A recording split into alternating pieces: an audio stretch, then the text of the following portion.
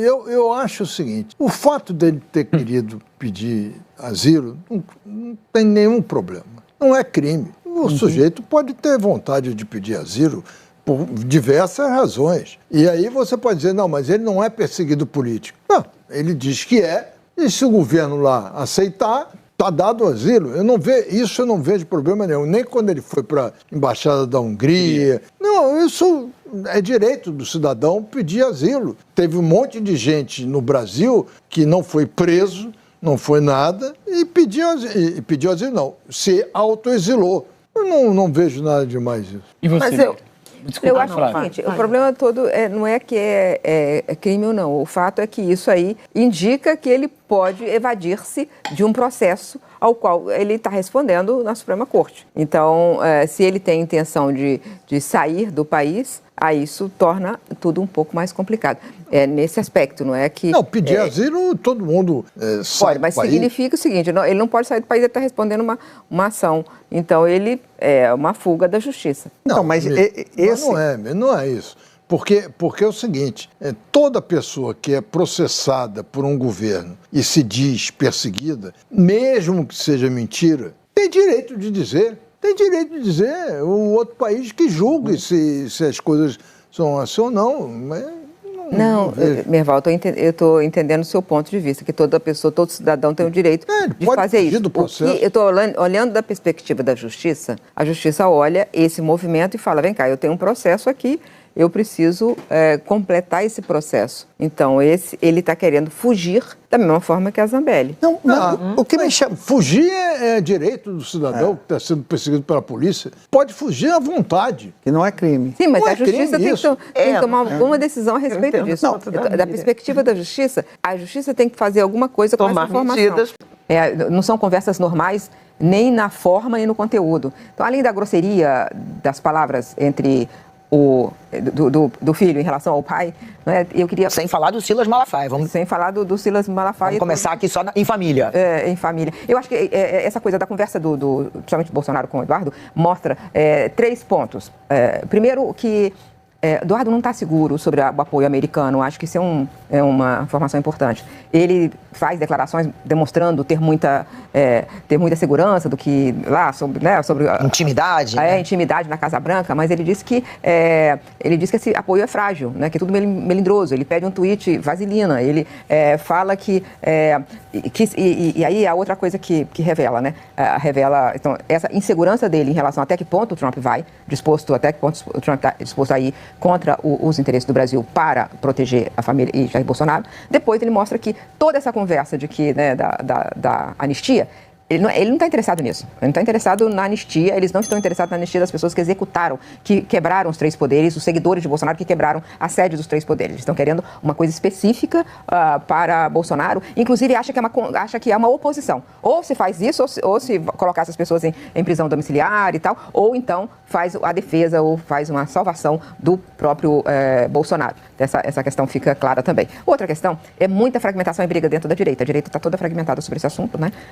Todo mundo brigando com todo mundo, então e aí entra Silas Malafaia contra o Eduardo contra o Tarcísio de Freitas. Então a direita está muito cheia de conflitos e divisões por causa de tudo isso. Eu acho que a gente tem que ressaltar esses 3 pontos aí, né, dessas conversas todas que foram apresentadas.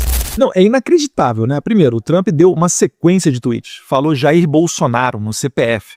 Botou Lei Magnitsky pela primeira vez numa autoridade brasileira. O secretário Marco Rubio catou 8 vistos americanos dos 11 ministros da STF. Agora tem mais gente, né? Tem Pacheco, Lewandowski, etc. E os seus familiares, vale lembrar. Mas ainda assim, Eduardo não está seguro do apoio americano. Pelo amor de Deus. Outro ponto, direita fragmentada. Alguém da direita é contra a anistia? Eu não sei quem é. Agora, só se for alguém querendo se dizer de direita, torcendo pela prisão do Bolsonaro. E, claro, a prisão de Bolsonaro passa pela manutenção da prisão do pessoal do 8 de janeiro, que é o que eles acham que sustenta essa narrativa para prender Bolsonaro, que é a cereja do bolo. Agora, vamos lá. Vocês já me viram alguma vez uma ação Eduardo Bolsonaro específica para Jair Bolsonaro, falando que eu estou preocupado apenas com meu pai? Como é que é a carta do Trump para o Lula? Primeiro parágrafo. Fala em perseguição a Jair Bolsonaro, seus familiares e seus apoiadores. Agora, é óbvio, se for passado um projeto que nem a anistia né, mas de redução de penas, Isso daqui visa o quê? Visa manter o poder do STF, não resolve o problema, essas pessoas vão continuar, muitas delas, né, indo no semiaberto ou até continuando na cadeia. Vale lembrar, semiaberto não é o que você conhece não, pode ser o semiaberto padrão Daniel Silveira, que você não tem contato com a sua família de volta, você continua lá trabalhando num presídio, numa colônia agrícola e etc. Então o que eu quero é resolver o problema, até porque se o Congresso aprovar uma redução de pena, você consegue me garantir que o STF depois não vai dizer que essa lei é inconstitucional? Igual eles já começaram a dizer que uma futura anistia a Jair Bolsonaro, se for dada por um eventual presidente Eduardo Bolsonaro ou Tarcísio de Freitas, o STF revogaria ela, diria que ela é inconstitucional? Então, meus caros, para resolver o problema, a gente passa por isolar o Alexandre de Moraes, tirar ele do poder. É isso daí que eu estou tratando de fazer aqui, né? Então, vai haver ranger de dentes, haverá sacrifício. Para mim, seria muito melhor agora sentar e conversar com essas pessoas inescrupulosas, tentando livrar apenas o meu pai, ou talvez reduzir a pena dele, não mandá-lo para o presídio. Parem de narrativa, senhora Miriam Leitão, Gerson Camarote, vocês da Globo. Vocês insistem em dizer até que isso daqui é um golpe, esse negócio do 8 de janeiro, e estão se agarrando agora no título da matéria do Estadão, onde, na verdade, ele se opõe às aspas da minha fala. Eu estou preocupado com o Brasil, eu não estou preocupado com o dia de amanhã apenas. Eu estou preocupado em, de uma vez por todas, virar a página dessa história. Eu estou preocupado em que um Alexandre de Moraes não siga forte para continuar censurando as pessoas ou mandando para a cadeia quem ele bem entender, como ele fez, por exemplo, com o Felipe Martins, preso por uma viagem que ele não fez. Ou Bolsonaro, sem passaporte, com tornozeleira em prisão domiciliar, antes até de uma condenação. Fato que não aconteceu nem com Lula nem com Michel Temer, a propósito, processados em primeira instância. Então, uma narrativa a menos, seguiremos aqui. Eu tenho nojo de vocês da Rede Globo.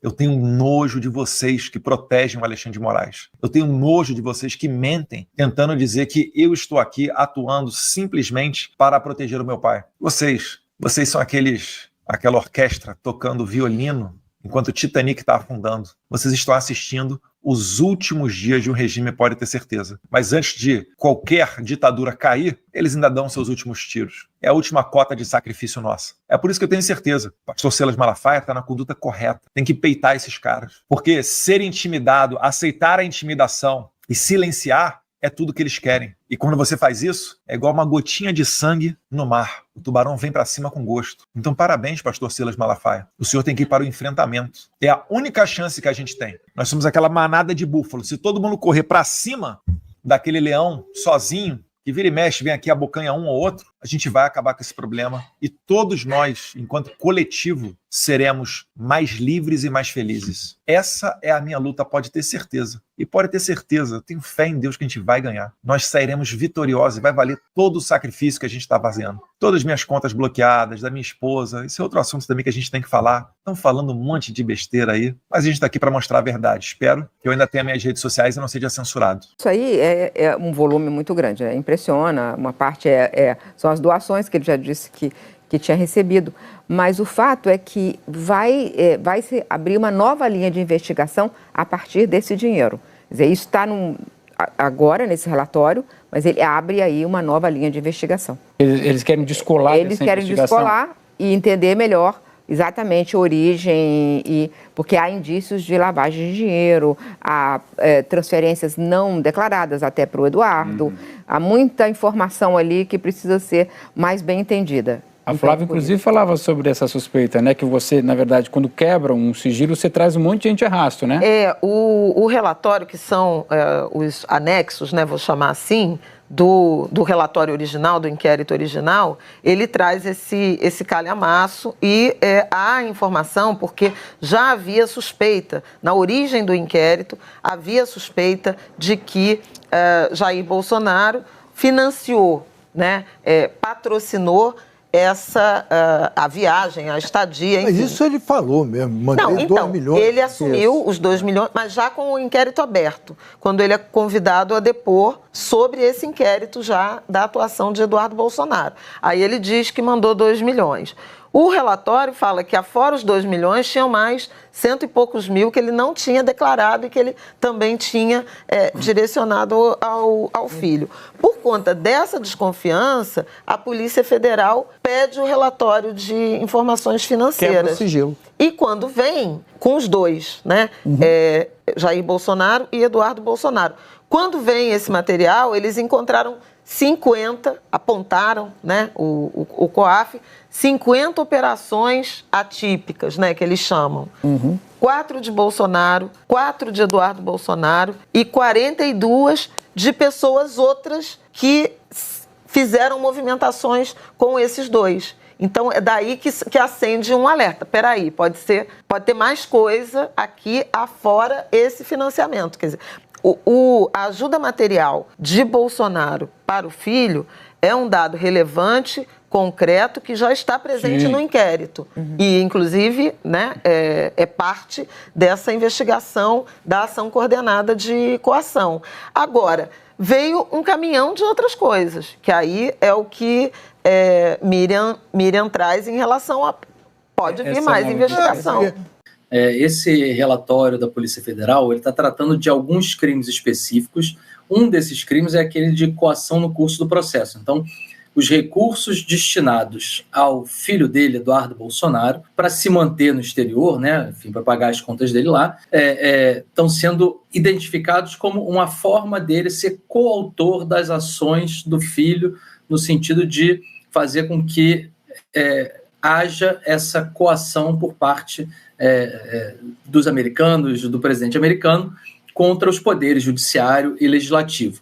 A questão da lavagem de dinheiro é diferente, né? A lavagem de dinheiro seria você ocultar uma origem lícita. E uma origem ilícita, perdão. Como você destacou, esses recursos têm uma origem aparentemente lícita, né? Resgate de investimento que já existia, ou PIX de apoiador, né, para custear todas as contas que ele quiser ter, enfim, custear os advogados, custear pagamentos de conta. Então, não parece aí, inicialmente, ter nenhuma característica da lavagem de dinheiro no recebimento de PIX, no recebimento de investimentos que ele tinha feito, que depois foram reaplicados, né? Acho que o ponto que a Polícia Federal está destacando é a transferência para a esposa, né, como uma forma de, vamos botar assim, ocultar a localização desses recursos. Mas a gente só pode falar em lavagem de dinheiro se o recurso tiver uma origem ilícita, né? Então, acho que falta aí que a Polícia Federal esclareça qual seria a origem ilícita desse recurso que está sendo ocultado em contas de terceiros. Em tese, o que configuraria uma suspeita suficiente para indiciamento por lavagem de dinheiro? Bom, você precisa primeiro demonstrar qual é o crime antecedente,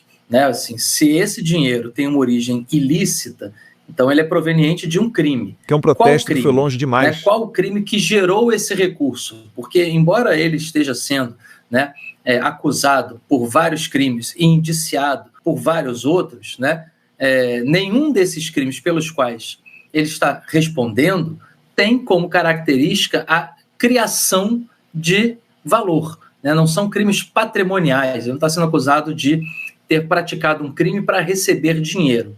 Logo, precisa demonstrar essa origem criminosa dos valores para a gente poder começar a falar em lavagem.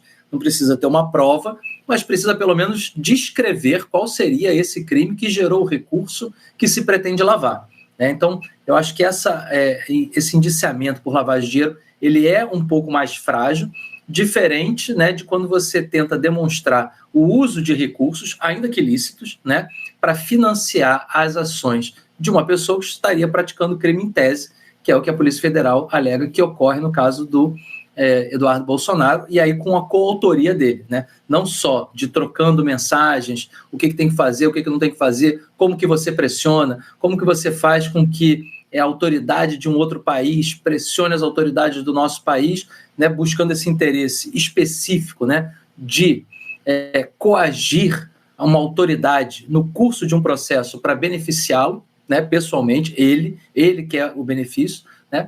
Então, esse recurso usado para isso está dentro desse contexto de todos os elementos que foram levantados. Já a lavagem de dinheiro demandaria a demonstração de uma origem criminosa desses valores.